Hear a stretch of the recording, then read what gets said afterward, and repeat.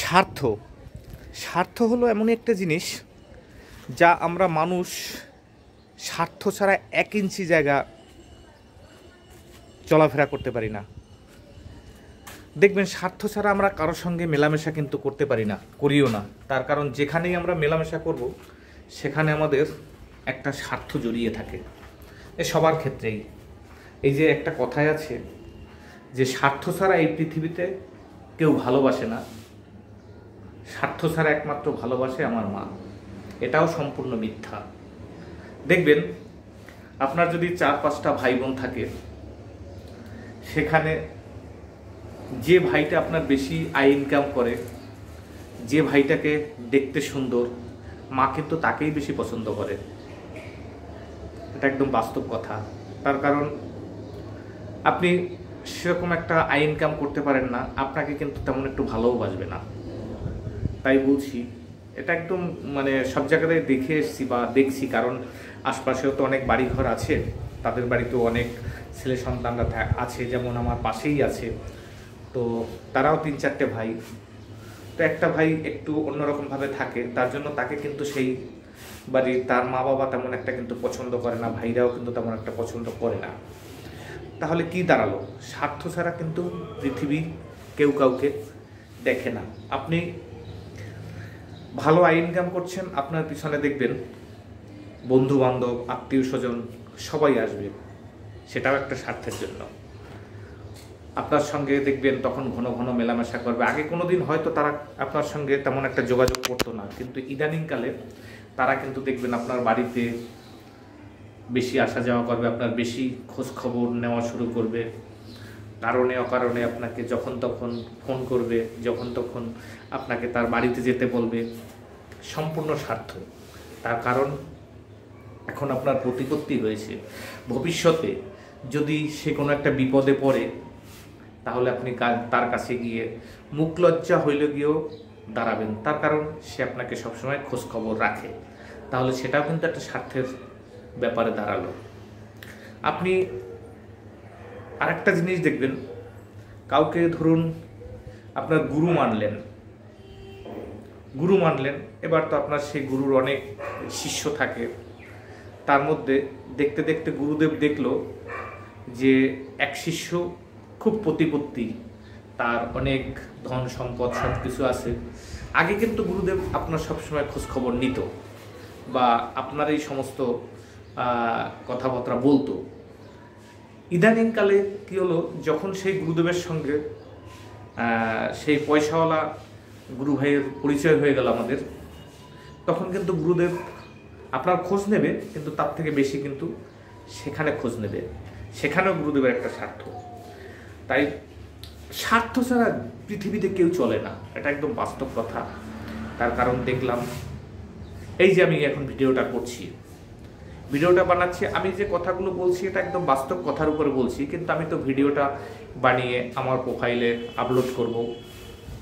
তো সেখানে আমার ভিডিওটা দেখে অনেকে হয়তো আমার প্রোফাইলটাকে সাবস্ক্রাইব করবে, ভিউটা বাড়বে, আমাকে অনেক কমেন্টস করবে। তো যেহেতু আমার চ্যানেলটা বা আইডিটা মনিটাইজ করা আছে, সেখানে আমার গ্রোথটা বাড়বে, ফেসবুকের আমার যে আইডিটা আছে আইডিটার গ্রোথটা বাড়বে। এটাও কিন্তু আমার একটা স্বার্থ। আমি স্বার্থ ছাড়া কিছুই করছি না, সব কিছুই আমাদের স্বার্থ ছাড়া আমরা মানুষ এক পা এদিক সেদিক এগোতে পারি না। কি আমি ঠিক বললাম না ভুল বললাম? অবশ্যই কিন্তু কমেন্ট করে বলবেন। আমি ধরুন আমার যে ছেলে সন্তানরা যারা তখন বড় হবে, এখন বড় হচ্ছে, আমার যদি কোনো ব্যাংক ব্যালেন্স বা কোনো অর্থকড়ি না থাকে, তারাও কিন্তু ভবিষ্যতে আমাকে সেভাবে দেখবে না।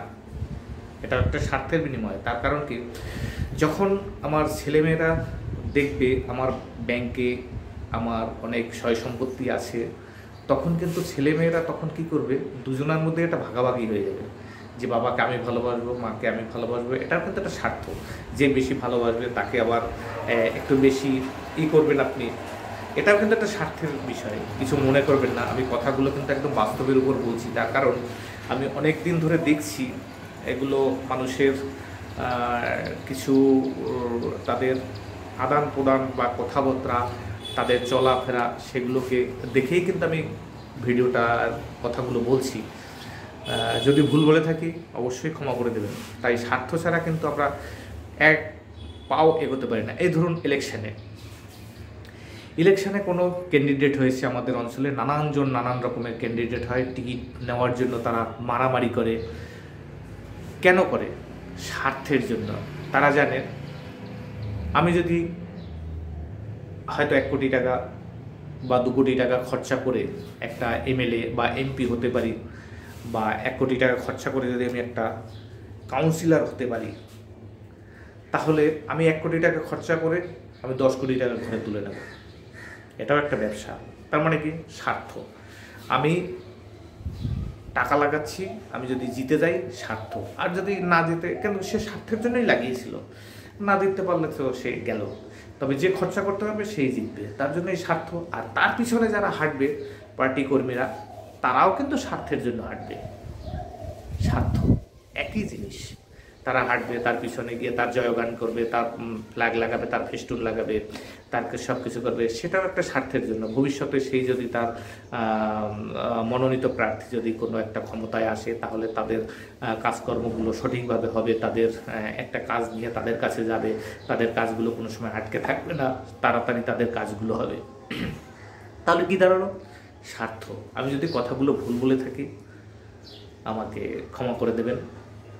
তো এটাই নিয়েই আমি আজকের কথাগুলো বললাম, যে স্বার্থ ছাড়া আমরা এক পাও কিন্তু এগোতে পারি না। তাই আমার আজকের গল্পটার টপিকটার নামও দিলাম স্বার্থ। তার কারণ একটু আগে আমার সঙ্গে একজনের একটা ফোন করেছিল, সেই একই ব্যাপার, স্বার্থ। সে এখন একটা বিপদে পড়েছে, এখন তাকে সেই বিপদটা দিয়ে কি করে উদ্ধার করা যায়, এবার আমাকে ফোন করে যে এটা যদি একটু এইভাবে উদ্ধার করা যায়, একটু দেখুন না, একটু আমার তাইলে উপকার হবে। তার মানে কি? সেও কিন্তু আমার স্বার্থের জন্য, তার স্বার্থের জন্য আমাকে ফোনটা করেছে, না হলে কিন্তু করতো না। তো সেটাই বলছি, যে মানুষ স্বার্থ ছাড়া চলাফেরা করে সে কিন্তু কোনোদিন এই সমাজে মিশতে পারে না। কেন বলুন তো? সে সাধু মহাপুরুষ হয়ে যাবে, সে কোনো হিসাব করবে না, কারণ তার তো স্বার্থ নেই, সে তার পিছনে কোনো টান নেই, তার স্বার্থের জন্য কোনো কিছু নেই। তারা সাধু মহাপুরুষ হয়ে যাবে, নানান জায়গায় গিয়ে থাকবে। আর যাদের স্বার্থ আছে তারাই কিন্তু আমাদের মতো, আমরা স্বার্থ ছাড়া কিছু চলবো না, সংসার আদি করি, যা কিছু করি, আয় ইনকাম করার যেটা করি স্বার্থের জন্য করি। সবাই চিন্তা করি আমি একটু ভালো আয় ইনকাম করতে পারলে একটু ভালো বাড়ি করব, ভালো গাড়ি করব, ভালো জায়গায় যেতে পারবো, ভালো খেতে পারবো, ভালো মানুষের সঙ্গে চলাফেরা করব। ভালো মানুষের সঙ্গে চলাফেরা করতে পারলে তাহলে সেই সব মানুষের